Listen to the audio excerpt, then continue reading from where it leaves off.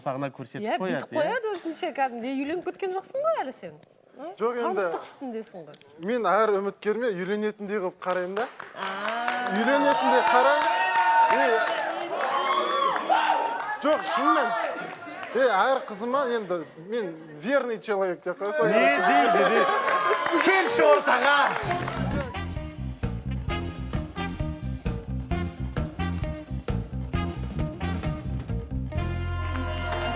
Не деген жаңағы адалдықтың үлгісі дейсің ғой. Қалай кездесіп жүрсің бе үміткеріңмен? Кездестік, Жаңа жылды қалай қарсы алдыңдар? Жаңа жылды бірге қарсы алмадық. Бірге емес екендігін білем ғой, бірақ енді жаңа жылдан кейін қашан бірінші рет көрдің? Бір күні сразу Бір күні жаңағы таң атып, кәдімгі түскі уақытта ұйқыны қандырып. Асықпай кешкісін. Кешкісін дұрыстап қыдырып қайттыңдар. Бірақ қана кездесу болды ма? Жоқ, кеше тоже кездестім. Бірнеше кездесу болған екен ғой. Керемет, ендеше үміткеріңді ортаға қошеметпен шақырайық, келіңіз.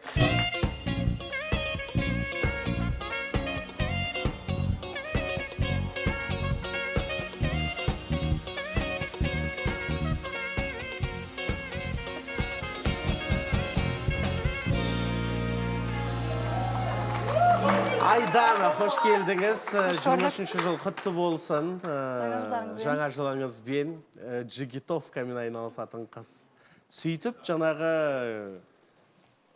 өнеріңізді көрсету мүмкіндігі болды ма? Енді 3 күн демалыста, кәдімгі таудың бөктерінде жылқылар бар, мүмкіншіліктер болды дегендей. Жоқ, әлде оған жетпеді ме қол? Асықпай, уақыт өте келе. Енді кеше біз, мен өзім бачатаны үйретем дегендей, кеше бастапқы несін үйретті, мен жақында, может, алдағы билет береміз. Дайындап жүрсін деп. Жақында, мен просто өздеріңіз білетіндей бачата би оңай би емес, ол кез келген адам сразу билей салатындай. Енді үйретіп жүрмін, жақын арада бәрі жақсы болса, нақты үйреткен кезде ортаға бір қойып беремін. Сіз джигитовканы қашан үйретесіз, Еркебұланға? Үйрене аласың ба? Джигитовканы мен сен келмейді, мен әдемі шапсам болды, оны не істеймін, аттың басында бейді. Бірақ енді ол да бір күшті ғой? Білмеймін, ол мен лично өмірде енді.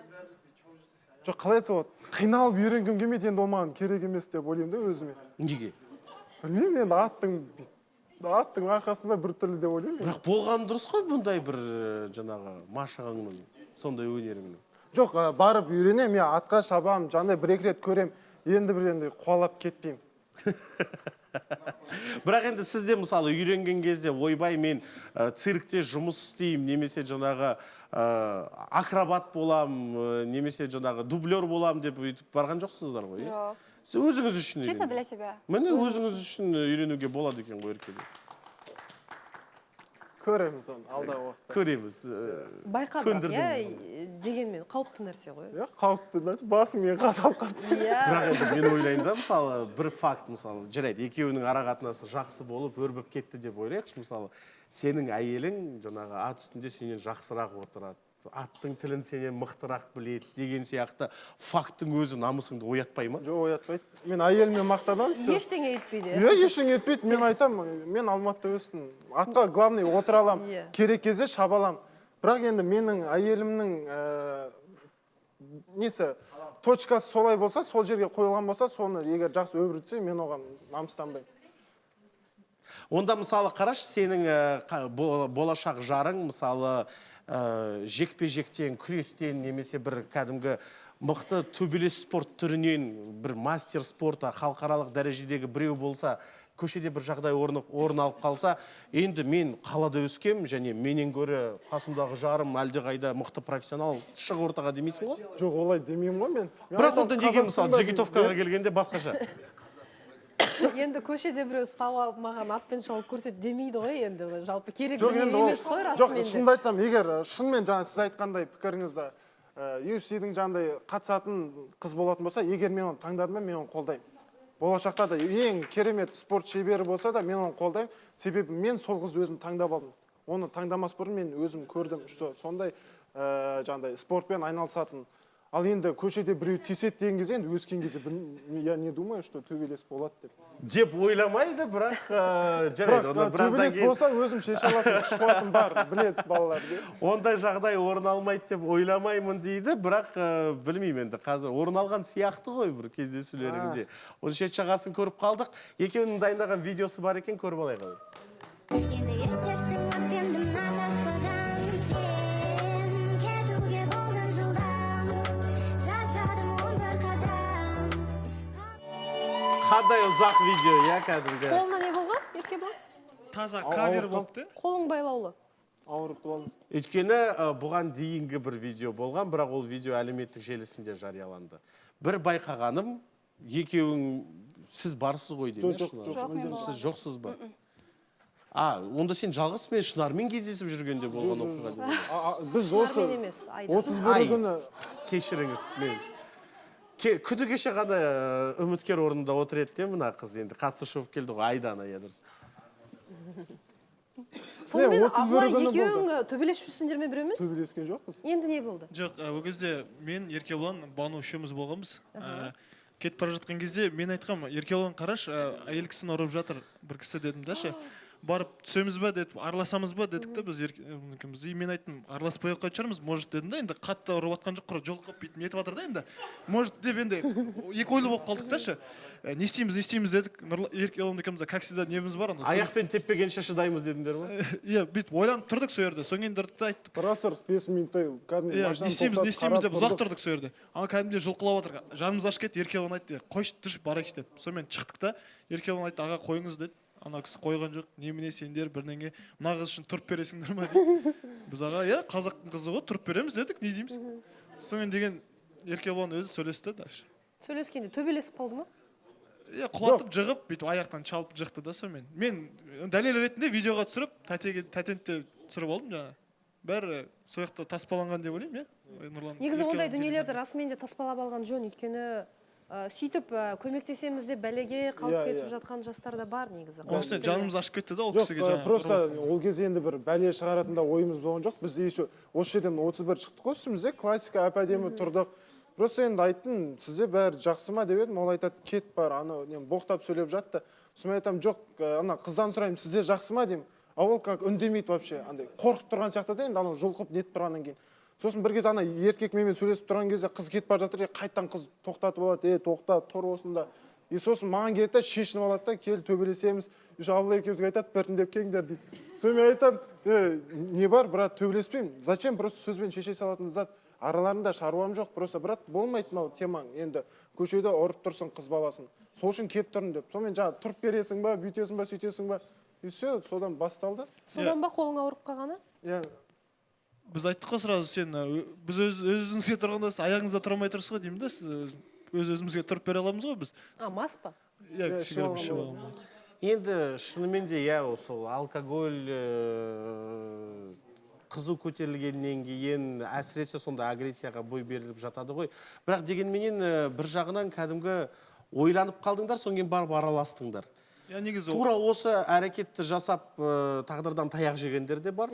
Бір жағынан мысалы қазақ қызын ұрып жатқан кезде ең кездерде жігіттер қарап тұрып қасымыздан өтіп кетті деген кезде де қаны сүйегіңнен өтеді бұл сөз, е? Мен кәдімгі студент болған кезде, Шәке, өтіп бара жатып кәдімгідей қыстың күні бір қызды быт-шытын шығарып ұрып жатқанын өзім куәгер болғанмын. Және жаңағы таксистер, адам көп көшеде. Ана қызды қан жоса қылып ұрып жатыр да, мысалға, ешкім көмектеспейді. Ер адамдарға бар, біз студентпіз. Аға енді бар, банан ажыратсаңыздар десек, ой, араласпаймыз біз ондайға, бәлесінен аулақ деп сөйтеді. Ана қыздың мұрны қан жоса болды.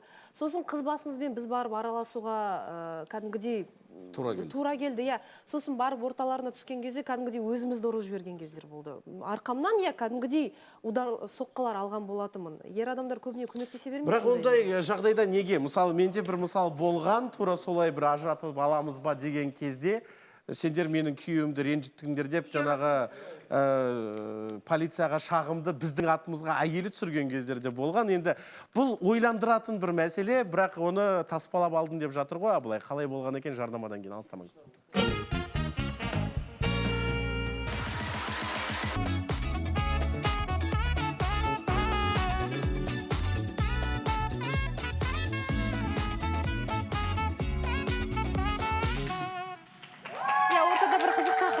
жатыр. Аблай, Еркебұлан қастарыңда Бану бар, иә. Үшеуі бір қыз баласын ұрып жатқан жігітті тоқтатып әлек болған екен, және оны таспалап алдық дедіңіздер, иә? Оны көреміз бе? Мырза? Ол дайын ба, Олжас, көруге? Онда көрейік, иә, көріп алайық.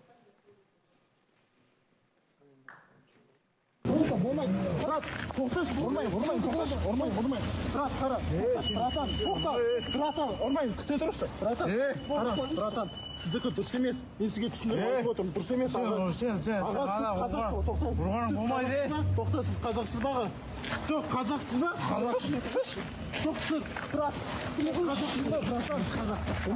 Дәлелі көрсетуіңіз керек. Жоқ, өзін еткенін көрсетуіңіз керек. Сізді құтқару арқылы біз кеп жабылды. Түсірмеймін түріңізді. Бірақ сізге тиісті ғой. Біз сол үшін тоқтадық. Дұрыс па? Иә. Просто сізді жылқылап ұрып атқаннан біз сізге просто қойыңыздар деп айтып. Ол кеп ұрды, иә. Иә. Сіздің түріңізді түсірмеймін. Деген сияқты видео дәлелдемесінде Аблай түсіріп алған екен. Қандай мақсатпен түсірдіңдер? Ертең шағым түсірсе біздің үстімізге дәлеліміз болсын дедіңдер. Міндетті түрде Шахмарда сондай күдік болды, яғни. Күдік болды. Өйткені бұл жерде күйеу айдан анық болып тұр ғой. Өйткені күйеу жақ болады, ертең екеуі татуласып жатқан жағдайда муж и жена деген сияқты ғой, в общем. Сол сияқты сразу дәлел ретінде соны түсіріп алған болатын. Жоқ, просто ол кісі сол мен жай түсіндіріп отқан кезде ол кісі айтады да, мынау үшін тұрып бересің ба дейді да, қызды көрсетеді. Мен айтамын, тұрып беремін любой қазақтың қызы үшін, бірақ не үшін сен оны деп едің? Жоқ, онда біртіндеп кеңдер дейді, шешініп алды. И тот момент, жаңа әйелі кетіп бара жатып тоқтатты дедім, мен сол кезде айттым, Аблай дедім, мынау что-то қазір қоймайды, мынау өзі қазір төбелес іздеп тұр. Если что, видеоға түсіріп ал дедім, что өзі келіп жатқан. Все деп Аблайға айттым мен. И ол келді, мен түсіндіріп отырмын оған. Ол тұрады да өзі қайтадан тура жанағындай өзі бастады итеріп. Там итеріп, берге қайттан шығыңдар, тұр. И бәрін андай нетіп тұрды. И қатты қызуғанды болды ішкеннің кесірінен. Бірақ енді соққыға жыққаннан кейін кішкене тынышталды. Түсіндіріп айттым, қайтадан. Жоқ, енді ұрған жоқсыңдар ғой сендер. Жауыздықпен ондай ұрған жоқпын. Қайтадан жерде жатса да түсіндіріп айттым. Соққыға жықтым деп айтып жатсың ғой, мысалы, ол сенің әкемен жасты адам ғой, сен осылай жатқызып қойып, қолын шошатайтындай кімсің сен мысалға? Жоқ, жақсы, қорқадың әйелінен, бірақ та соншалықты өзіңмен әкемен жасты адамға олайын жасауға болмайды ғой. Және де өзінің инстаграмына ол кісінің түрін салып қойғансың, ол зачем саған? Осылайынан замаз етсең болады ғой, мысалға, халыққа мысалға өзің қаншама елдің алдында отырғаннан кейін ол адамның мәртебесін немеге түсіресің соншама? Жоқ, әкем негізі мен 60-ға келеді жақында. Әкеммен жас емес. Енді қолын шошайтып ол кісіге, үлкен кісіге сен қазақсың ба? Жарайды айтсаң болады, бірақ соққыға жыққаның ол дұрыс емес. Үлкендерден ескетсе, значит түсіндіру керек. Кішкентайлар үлкендерден ескетіп тұрса, солай жеткізу керек. Сонда не әйел адамды ұрған дұрыс па? Әйел адамды сендер вообще осы қоғамда әйел адам таяқ жеп жатса да әйел адам күнәлі не үшін ұрсын көрсетсін көзіне не істеу керек екенін бәрін. Әйел адамды ұрғанды дұрыс деп тұрсың ғой. Әйел адамды ұрған дұрыс деп айттым ба? Аузынан шықты ма? Олай бұрмалама сөзімді. Сондайға келтіріп тұр. Енді Камила қараш. Үлкен адамды өзімен әкесімен жасқан адамды. Жоқ, Камила. Үлкен адам болса үлкендігін жасасын, көшеде әйелін ұрмайды. Өзінің бетін үлкен адам емес, адамға қолын шошайтып соққыға жыққан дұрыс емес. Дұрыс. Негізі кейде бар ғой, әйел адамды ұруға дұрыс емес деп жатыр, оған келісемін да. Бірақ мынандай ситуациялар болады, сендер ол жерде араларында не болғанын білмейсіңдер. Кейде әйел адам өзі сол нәрсеге сұранып тұрады, ұрғанды жақсы көріп тұрады. Мені ұршы деген сияқты, мысалы, өзі сөз қайтарады, өзі тіл қайтарады. Одан кейін кішкене қой деген сияқты кішкене орнына қоймасаң, ондай нәрселер кейбір отбасыларда бәрі деп жатқан жоқпын, Камила ханым. Қандай жағдайда ұруға болады сеніңше әйел адам? Неге ұруға болмайды деп айттым. Бірінші сөзім ұруға болмайды, қарсымын дедім. Сұранып тұрса демек кейбір отбасыларда бар сондай әйел адам тілінен табады өзін, тілінен табады, содан кейін еркектер айтып жатады, қатты қолын мысалы ойлаңыздаршы, сендердің ұлдарға айтайын, ата-аналарыңа шапшып, ұрсып, шайын тамағын лақтырып құйып беріп отырса, сендер әрине бір жұлқылап аласыңдар ғой, дұрыс па? Жоқ, жұлқылау бөлек, ұру бөлек. Бір шапалақ деген енді сондай әрекет істесе демек ұруға болады, иә, әйел адам. Ұру дегенде көгала қойдай сабап емес. Жоқ, өздері сондай нәрсеге сұранып. Жоқ, қараңдаршы, не үшін ұрсып жатсыңдар? Өмірде общественный место дейді. Болды, сен қандай жерде жоқ, үлкен көшеде жоқ, шынымен жоқ, тоқта, сонда көшеде ұруға болмайды. Жоқ, жабық есіктің ар жағында ұру керек деп тұрсың ғой. Жоқ, ондай емес. просто қараңызшы, ол енді үйінде ұрып жатса ешкім білмейді ғой. Просто жаңағындай жоқ, шынымен де ғой, біз білмейміз. Реально ондай мен көз жұмып қарайтын емес. Ондай еркектер бар. Ол сол үшін солай жасап тұр көшеде. Мен оған түсіндіріп айттым. Камила, мысалы, сен айтып отырсың, әкеңмен жасы еркекті ұрасың ба деп. Ұрам, лично. Егер одан ағаты кетіп, менің жай айтқан сөзім тыңдамай жатса, өзі соған апарып тұрса, мен ұрам. Жоқ, ол мысалға біреудің әкесі, ол барлығын біледі, ол сондай эмоцияда тұр, мысалға ішіп алған сондай бір адам болып тұр ғой. Бірақ та сен шынымен де өзің әкемен жасты адам қалай ол жасайсың? Жай түсіндірсең болады ғой, мысалы, соққа мен баласына айтамын сол кезде. Ол маған әкем не үшін ұрасың деп келсе, мен анаңды қорғамай не істеп жүрсің деп айтамын. Еркебұлан, саған сұрақ қойыншы. Сен егер әйелің мысалы саған кәдімгідей қатты ауыр сөз айтып, солай бір бетпақтанып сөйлейтін болса, сен сондай бір ұратын кез патологың қайсы, сен шегіңді айтшы. Баядан айтып беремін, мен әйелім қандай жаманшылық жасап қойса да мен әйеліме қол көтермеймін. Оған қол көтеріп, мен өзімді жексұрын қылғым келмейді. Егер ол әйел егер шынымен де кеше алмайтындай зат жасайтын болса, мен просто айтамын, болды, осы жерден тоқтайық. Сен жақсы адамсың, мен жақсы адаммын. Ал сенің шарықтау шегің қай жерде, шекараң қайда, қашан ұруың мүмкін? Бәлкім достарымның көзінше менің абыройым түсіретін болса, үйге барып жеке сөйлесуші едім. Одан кейін ата-анамның көзінше ұру. жоқ, мне кажется, бір шапалаған беретін сияқтымын мен. Өйткені әбден уже болады, бір бетпақтанып сен сөзін тыңдамайды деген сияқты бір шек болады деп ойлаймын. Сол кезде правый боковой кетіп қалады. Ешкімді ұруға болмайды вообще. Жоқ, ұрудағы мақсатың не сол кезде? Жоқ, кішкене сабасына түсіріп деген сияқты ғой. Ол просто сен ұрасың, келесі сенен қорқатын үшін. Сен сонда өзің әйеліңді қорқынышпен өмір сүргенін қалайсың ба? Бірақ сенің бала-шағаңның анасы, мысалы, бала-шағаң анасы өз ойын айтайын десе, сенен қорқады, ұрып жібереді екен деп. Всегда сөйтіп қорқынышпен, мысалы, менің анам қорқынышпен өмір сүрген. Ең әуелі біз білмейміз ғой. Ұрып сыйлата аласың ба, Данияр? Жоқ, біз сондай жағдайдан Құдай сақтасын, таяқтың екі ұшы болады всегда. Бір нәрсе болмайды деп айтуға болмайды. Өйткені бәрі мүмкін, отырға ауызбен көпіріп, болашақта не болатынын білмейсің ғой. Соны айтайын деп отырмын мен жалпы. Жоқ, мысалға, Данияр, сен ертең жоқ, саған қарапайым сұрақ қойылды ғой, Данияр. Ұрып сыйлата аласың ба деген. Жоқ, ұрып сыйлату мүмкін бола емес. ма, болмай ма деген ықтималдық жоқ бұл жерде. Ұрып сыйлату мүмкін емес. Ол өйткені әйел адамды жеңе алмайсың. Просто сен өзіңнің эмоцияны шығарасың деп ойлаймын, солай болды. Яғни өзіңнің эмоцияңды шығару үшін біреуді сен точно ұрушы едің Аружанмен, бар ғой. Жоқ, Данияр, жоқ. Жоқ, Данияр. Микрофон беріңіздер Аружанға. Отбасылысың. Мен жоқ, ашу келсе әйелді ұрасатын, әйел груша емес қой. В смысле, сен мен ұратын едің? Сен кімсің мен ұратын? Сен вообще дәл осылай бетіме атылып төсіме шауып тұрсам, жабауызын деуші едім. ұрсаң бар ғой, ана қолыңды сындырып, ана полицейский участоктан бірақ шығатын едің сен. Сол үшін мен сені алмаймын точно. точно. Маған бар ғой, күйеуіме мен болашақ күйеуіме айтамын, бір қолың ұшы тисін бар ғой, полицейский участок сол жерде түрмеде бар ғой, 10-15 жылдап сол жерде бірінші өтеді күнде Құдайдан. Бірақ оған дейін апармайсың ғой сен. Әрине. Апармайсың дегенде Шах мырза, никто не имеет права кого-то избивать. Бірақ ондай факті орын алған күнде де, мысалы, көп жағдайда жігіттер де айтып отыр ғой, біз күдіктендік, таспаладық. Өйткені олар ертең татуласып алады да бізге қарсы шағым жазады. Бізге ренжиді. Неге сен мені ұрып жатқан күйеуіме неге қол тигізесің деп әйелі шағымданады. Ондай фактілер менің де өмірімде болған. Және менде қызық бір сұрақ. Неге қыздар ақыр сондай жәбірлену көрді ме? Жаңағы оны шешу мәселелері, жаңағы жолдары бар, полицияға шағымдан, анау мынау. Бірақ ол 90% істің, 100% істің 90% нәтижеге жете алмайды. Өйткені қыздар қайтадан өзінің шағымдарын қайтып алады. Мысалы, Жаңылхан, неге қайтып алдың сен? Сені де жігітің кәдімгі саған қол көтергенін айтқансың.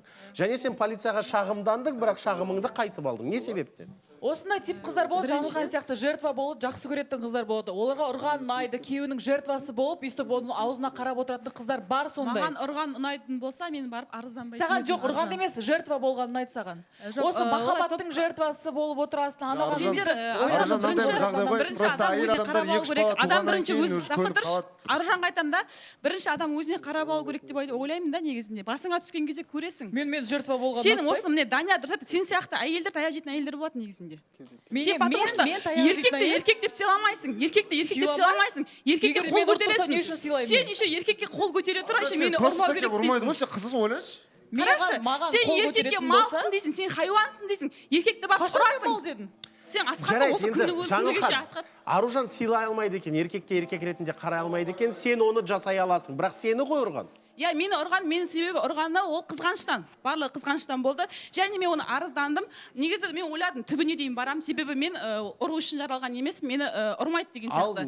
Бірақ соңына келген кезде мен шетелге шығу керек болдым, сол үшін мен арызымды алып тастаған болатынмын. Ауыл іші қалай әсер етпейді саған? Жоқ, маған сотқа шақырамын, осы жақын арада сотқа келуіңіз керек, сол себепті сіз Қазақстанда болу керек. Күшті бір зат бар, яғни құқық қорғаушы адвокат жалдау деген. Менің атымнан өкілеттігімді менің атымнан жүргізуге рұқсат берем деп 4500 теңгеге сенім хат жазасың да табыстайсың сол кісіге, бітті. Сосын бір жағынан шынымды айта кетейін, адамгершілікке де салдым негізінде.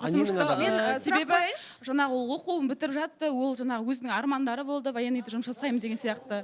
Қазір Аружанға айтып жатыр. Демек сен көндің, мен ұруға жаратылғанмын. Жоқ, арыздандым ғой, енді арызымды қайтарып алдым бірақ. Демек арызданған жоқсың? Бірақ арыздандым, иә. Яғни арызданып қайтарып алған, демек арызданған жоқсың деген сөз. Қараңызшы, мен арызданған кезде ол көп нәрсе өзгеріп кетті десем болады да, прям ол қандай өзі түсінген сияқты болды. Мен ойымша одан кейін ол нәрсесін қайталамайды деп ойлаймын негізінде. Сендер қарым-қатынасты жалғастырдыңдар ма содан кейін? Жоқ. Бітті. Мен солай қалай арыз жаздым, солай тоқтадым. Шынымен де Жаңылхан, Данияр екеулерің сай екенсіңдер, екеулерің бір-бірлеріңе үйленіп, Данияр сен үйде ұра бересің, содан мәз болып отыра бересің. Бір нормальный нәрсе айтшы. Мен мына жерде сұрағым бар. Нұрсұлтан, сен осы жерде Түсінсе ғой, сен айтасың ұруға болады дейді, ана ұрамын дейді, сонда не істеп отырсыңдар мына жерде? Сен сөзі бұрмалап, нормальный мына жерде Жаңылхан өзінің сөзіне қарсы дүние болып тұр да, өйткені сен Аружанға айтып жатсың ғой, сен сияқты қыздар таяқ жейтін қыздар деп, мысалға, иә, өзің бірге тұрып жатқан подругаң сөйтіп айтып жатсың. Бірақ та сенің бұрынғы жігітің осылай жасағанына мүмкін сенен де қателік кетті. Сен де Аружанның орнында қыз болып тұрсың ғой, онда получается. Просто сен таяқ жеуге арналып қара. Менің сөзімді бұрмаламаңдар. Сен ұру үшін жаралған емес, просто сен сондайынан таяқ жейсің дедім. Себебі сен еркекке қарсы шығасың. Кәдімгідей кеудеңді безіп тұрып қарсы шығасың. Шынар. Бұл жерде негізінде еркек азамат аманат ретінде алғаннан кейін міндетті түрде әйелге қол көтермеу керек деп ойлаймын. Аружанның сөзіне қосыламын, неге заң түрінде жазыламасқа, неге аяу керек? Еркебұланның мәселесіне келетін болсақ, Еркебұлан бір жағынан дұрыс, бір жағынан дұрыс емес. Өйткені не үшін оған абылай екеуі көз жұмып қарап кететін болса, көшеде олай ұратындар көп. Бір сабақ беру керек деп ойлаймын ондай кісілерге. Ал неге дұрыс емес? Бір жағынан дұрыс, бір жағынан дұрыс емес дедің. Дұрыс өйткені сабақ алсын. Дұрыс емес өйткені... Ол адам кішкене ішіп алған болғандықтан ол кісіге жай кішкене түсіндіріп айтуға болатын еді. Бірақ сабақ берді деп ойлаймын. Ішіп алған адам не түсінеді?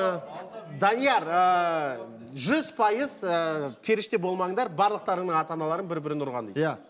Бұл бірінші, жаңа айтып, мен өзім ойлаймын, біздің ата-анамыз союздың адамдары ұрыс керіс болды ғой талай. И ұрғандар да бар шығар, соның балалары отсындар ғой мына жерге жетісіп. Жоқ, Данияр, сен... Жаңылхан, Аружан, мына жаққа қараймыз. Жаңылхан, саған сұрағым бар да, сені ұрды дедің ғой енді, бір өзімнен де бар дейтіндей бар ма бір өзінде?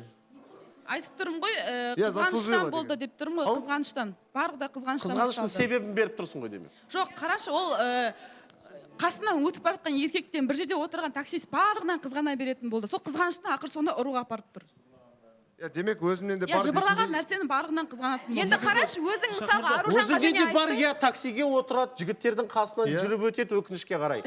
Не істейді енді басқа? Бірақ та Аружанға солайдан... Жоқ көше табайын десе Алматыда жоқ ондай.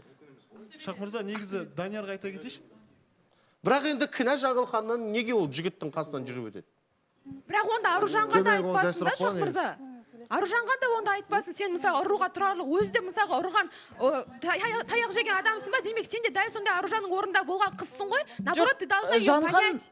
Жаңа микрофон айтып жатыр да, пікір ғой ол. Ол пікір деген жоқ, мен пікір деп жатыр да. Мен сөзімнен секірген жоқпын, Аружан мен сөзім бұрмала. Мен сөзімнен секірген жоқпын. Мен сөзіме секірген жоқпын. Жоқ, сенің іс-әрекетіңе қарай мен саған бағалап отырмын да. Жоқ, мен Аружан осындай да сен осы жерде көрсеттің ғой өзің еркекті қалай сыйлайтын. Әрине содан кейін еркектің намысы оянады. Қай еркектің намысы оянбайды?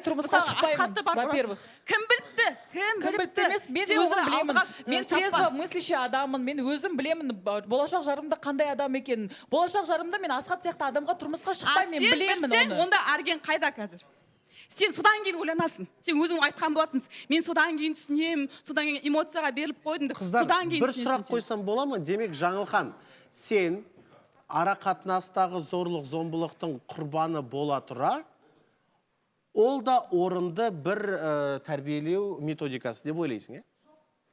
Өйткені қара, сені ұрды қызғанғаны үшін.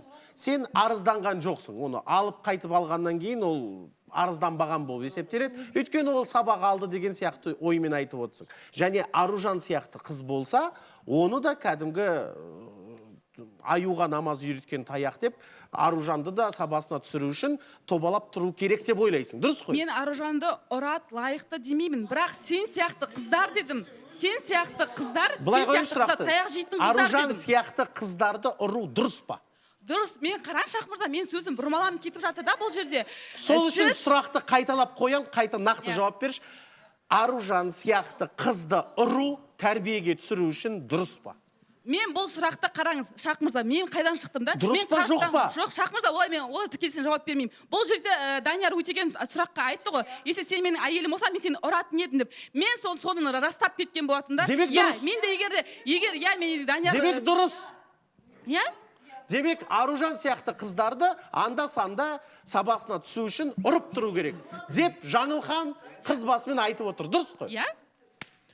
Ал енді не дейсіңдер, жігіттер? Жоқ, негізі Шахмырза. Жоқ, ол дұрыс емес. Мысалы, әр қыздың бір адамды ұрса, ол тісті мысалы жоғалтып алса, ол тіс қайтадан өспейді.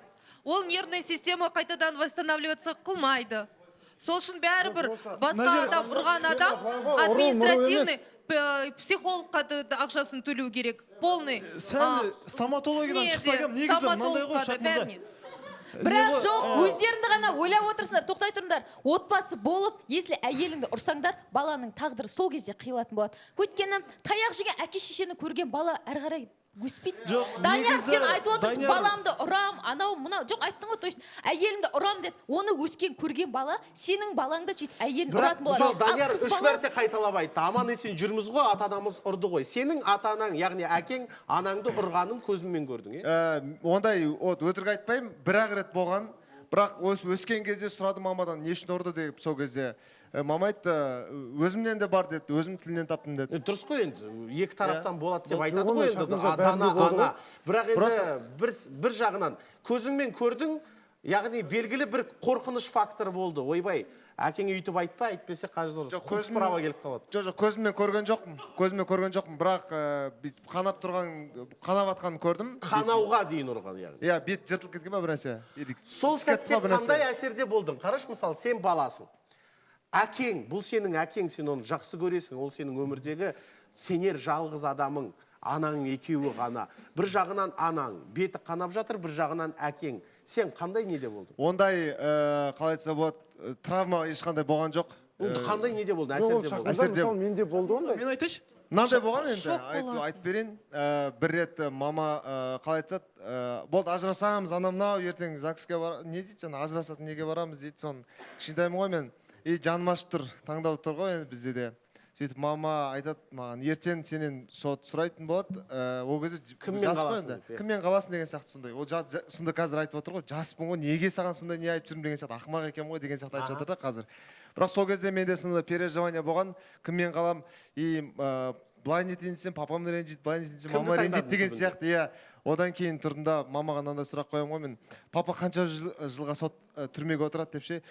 Мен ана сотқа барамыз дегенде, мен почему-то сотты уже түрмемен байланыстырып тұрмын да сол кезде. Жоқ, ол ешқайда сотталмайды, просто біз екі бөлек тұратын боламыз деген сияқты. Ашумен айтып жатыр ғой. Бірақ енді ертеңгісі күні чай құйып отырды ғой таңертең. Сол кезде іштей кімді таңдадың? Маманы таңдайсың ғой. Сен неше жаста болдың, Данияр? Жоқ, ол мысалы Шахмырза дәл ондай. Қойыңдаршы, ангел болмаңдаршы, қойыңдаршы. Құдай-ау, сендер өмірде барлығы болады мен. Жоқ, Данияр, енді кім ангел болды? Камила ханым, Шахмырза. Неге бұларды ұрды, блядь? Бұлар қайдан түскен ангел арасында Құдай. Данияр. Ертең сен бала-шағаң әйеліңді ұрған кезде бала-шағалар кімді таңдайды сенің? Мен әйел алып ала салған оны келіп талдырам деп отқан жоқ па? Енді сен осы сонда ой салдырып жатырсың, болашақта сен әйеліңе қол көтересің. Жылатасыңдар ғой, жылатасыңдар ғой, қандай адамсыңдар сендер, қайдан пайда болған бәлесіңдер? Жоқ, енді кім періште соны айтшы маған. Кім періште енді сол? жоқ бұл жерде мен сен алған күн талдырам деп отқан жоқпын ғой ойлансайшы сен Мен өзің сені аламын, содан кейін бір жыл өтеді, содан кейін талдырам деп жоқ отыр. кішкене тіліңнен тапсаң андай бір жиналады да адамда еркек адамда жиналады қойшы деген біз момент болады сондай бұларға бар ғой жаңа ақша дедің ба сен ақшаң жоқ ұрам дедің ба сен болды уже андай тирансың барлығын прямой қабылдайды да андай кассеттен алатын кезде қабылдау қабілетін несін өлшеп алулары керек боксерский ор айналайын әйелі саған боксерский не емес груша емес сен вообще Білесіз бе, айтуың жетпейді маған Қоржан өмірде бұндай іс-әрекеттер ер азамат тарапынан емес, әйелден де болуы мүмкін ғой, мысалға, көп ондай жағдайлар. Әйел кәдімгідей еркегін ұрып тастайтындар. Мысалға анау Джонни Депп пен әйелінің Эмбер Хёрдтың созылған сотын естідіңіздер ғой, мысалға, иә? Ол барып шағым түсірді, мен ұратын деп күйеуім. Сөйтсе, шын мәнінде әйел ұрады екен. Мен қазір таңғалып отырмын да, мысалы, мына жерде екі түрлі полярды көзқарас бар да. Мысалы, Данияр бар. Ей, періште болмаңдаршы. Ата-анамыз да ұрды, біз де ұрамыз, біздің балаларымыз да қатындарын ұрады. Әйтеуір сол ұру жаңағы дәстүрін жалғастыру керек бізде. Үндемей жалғастыруымыз керек, өйткені сен ашуланып тұрсың ба, сенің қадірлі ер азаматтың психологиясы өте нәзік, сол себепті ол ашу шығу керек, және оның шығу жолы тек қана әйел. Әйелді ғана ұрып, оны шығара аласың. Деген сияқты дәстүрді жалғастырайық деп отыр. Және мысалы батыстық көзқарас бар. Сен әйеліңді ұрдың деген күдік үшін тек қана бүкіл жасап жатқан жұмыстары бас тартып, беріп жатқан жарнамалардың агентстволары бас тартып, кэнселинг, яғни біз сенімен қоғам ретінде жұмыс істегіміз келмейді деп, Джонни Депп сияқты, яғни Голливудтың үздік ондығына келетін актерді жоқ қып жіберді, яғни карьерасын таптап жіберді, тек қана күдік үшін. Және сол атын ақтау үшін 4 жыл соттасты. Мен оны жасаған жоқпын деу үшін. Және қазір енді карьерасы қалпына келіп жатыр. Яғни, олар үшін бұл осыншалықты жүзеге аспау керек дүние. Ал біз үшін, періште болмаңдаршы, папам ұрды, мамам бет ғана, онда тұрған не бар? Ол да дұрыс емес. Енді кастинг жасаған кезде қай тараптан дұрысырақ қарау керек? Біз кім болғымыз келеді? Мысалы, Ауғанстан үлгісі бар. Әйел көшеге ер азаматсыз жалғыз өзі шықса, ол да түрмеге қалмамайды, ол өледі. Сол жерде. Сол үлгіге барайық па, жоқ әлде кішкене, білмеймін, бір әр адамның өз құқығы бар, жеке бас бостандығы бар, және әр конституциямен берген бізге құқық бойынша еркек болсын, әйел болсын, ешкімге сенің келіп, өз еркіңмен ашуыңды шығару үшін болса да, балаңды да тіпті соның ішінде ұруға құқығың жоқ деген қоғамға келеміз. Оны заңды түрде қойын барлығы, Шах мырза, бірақ өмірде барлық нәрсе болады, мен ақиқатты айтам, бар нәрсені айтып жатырмын мен деген. Мен как будто тиран көрмей қойыңдар.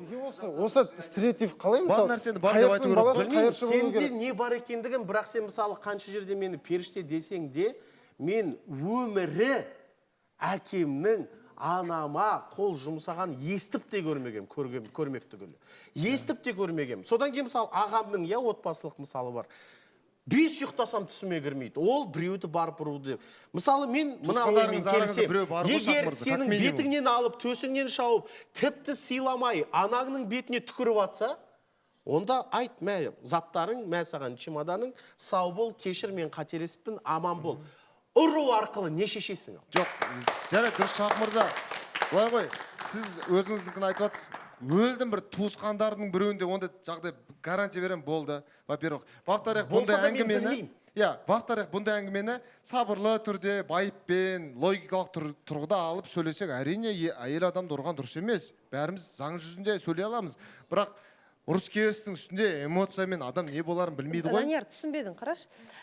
Бұл жерде енді бәрінде сенде ғана ата-анаң төбелесті, қалғанда төбелеспеді деген әңгіме жоқ. Бірақ ол дұрыс емес деген сөз. Менің де ата-анам студент кезінде үйленген болды. Біздің отбасыда мен мойындаймын, мен төбеден түскен періште емеспін, және сен айтқандай болды. Бірақ енді әкемнің қан жоса қылып ұрып атқанын көрген емеспін. Екеуі бірге төбелесіп ататын әйтеуір. Жас болды, 20 жасар, жап-жас жаңағы ата-ана болды ғой, енді мен әке-шешем. Сол кездері болған.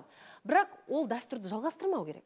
ол енді ары қарай жалғаспау керек ол. Мен оны көрдім, бірақ мен істемеймін деп айтсаң мысалға, иә, мұның орынды болады. Иә, әрине. Мен айта кетейінші, пожалуйста. Сол үшін жігіттер айта салайыншы. Жандай, ата-анасын, сенің әкең анаң ұрды ма? Значит, сен де ұрасың, сен бүйтесің, ондай емес. Мысалы, тура сен айтқандай, менде сондай болды. Әкем ұрсады, төбелесетін, ұратын анамды. Мен мысалы, наоборот, соны көрдім да, кезінде мысалы, екеуі турасы жаңа сот сияқты болды да, сот болған жоқ, енді үйге келді, полиция қызметкері менен сұрады, әкең не істейін, алып кетейін ба деп. Жоқ, алып кетейін ба әкеңді деді.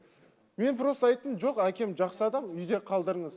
Ана мен әкем ұрсып қалған болатын ол кезде. Мен үйде қалдырыңыз, әкем жақсы адам деді. Сен енді соның барлығын көрдің, енді мен ондайды қайталамайын деген бір шешімге келдің, е? Мен просто ананың қадірін білдім да, қанша мамам ұрған кезде де көрем, всегда ойлаймын. Мен өзіме сол кезде уәде бергем. Өскенде мен қатыныма қолын ұшын тигізбеймін. Дұрыс. Егер қатыным жанандай, сен айтып отырсың, там Аружан сияқты, сендер сияқты, егер сондай болатын ба, значит, мен өзім кінәм. Потому что ер азамат айтады, баласына, машинасына, и әйеліне, и үйіне ренжімейді дейді. Ренжи алмайды. Потому что оның бәрін сен өзің таңдадың. Балаңа өзің тәрбие бердің. Ол наркоман болса да, ол не болса да сен өзің тәрбие бердің. Сен, значит, өзің кінәлауың керексің.